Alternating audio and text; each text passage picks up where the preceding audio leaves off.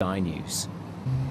Joining me now on the line from Gibraltar is journalist James Nice from the Gibraltar Broadcasting Corporation. Thanks very much indeed for joining us, James. This happens from time to time, doesn't it? How serious do you think this particular spat is becoming? Good afternoon, Andrew. Well, it's an escalation in the current dispute, isn't it? And what has made it worse for the people living here in Gibraltar and those across the border are those lengthy queues. Gibraltarians are expected to some sort of queues at the frontier, perhaps 20 minutes, half an hour. The fact is escalated to 6 hours from driving from Gibraltar into Spain, which technically should take you no more than a couple of minutes, signifies how serious this is. And everybody's accusing Spain here of retaliation measures. Nobody says that this is as a result of security measures. It's not against smuggling, but it's simply a retaliation measure by Spain. Is this just a particular move of pique by the Rajoy government because they've got other problems? Is that how people in Gibraltar are seeing this? I think that's very much the case. People saying that Prime Minister in Spain, Mariano Rajoy, is using Gibraltar as a smokescreen. They've done so in the past, and that's what they're doing now. For example, the toll idea, which they are now mooting today, that's something that was mooted some time ago by a mayor of La Línea, the town just across the border from Gibraltar in Spain, and it really got nowhere. The fact that it's now being proposed by a Spanish foreign minister takes on a new dimension. In the last few minutes, I've been speaking to Gibraltar's Chief Minister, Fabian Picardo, and he tells me that the Gibraltar government is carefully reviewing the remarks which have been made in Spain today, that the government here will not stand idly by while Spain implements what he says are illegal measures.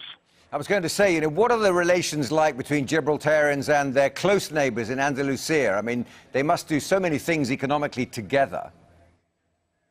At a political level, of course, they're very strained. At a human, at a personal level, they are extremely good. For example, take people from across the border. 10,000 people from Spain come to work in Gibraltar every single day.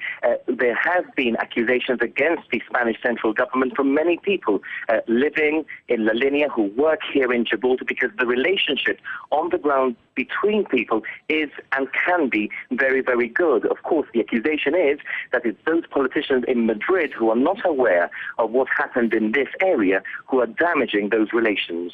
It is a strange piece of history, isn't it, Gibraltar and its rock there, the location of a British base on otherwise Spanish soil. Is there a sense that there's an inevitability that this will eventually run out, that Gibraltar will eventually become part of Spain one day?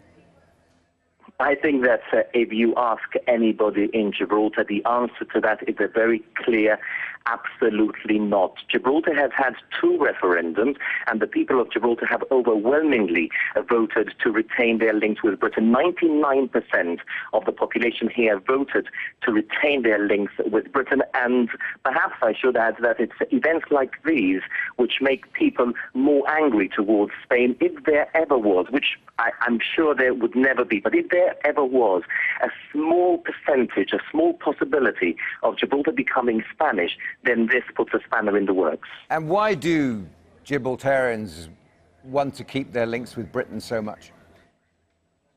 Gibraltarians have been proud to be British for more than 300 years. They're proud of their British links, and they are looking at people like Prime Minister David Cameron to robustly defend the interests of Gibraltar. But I suppose it's like asking somebody from Britain, why don't you want to be German or French? Because the people of Gibraltar are British.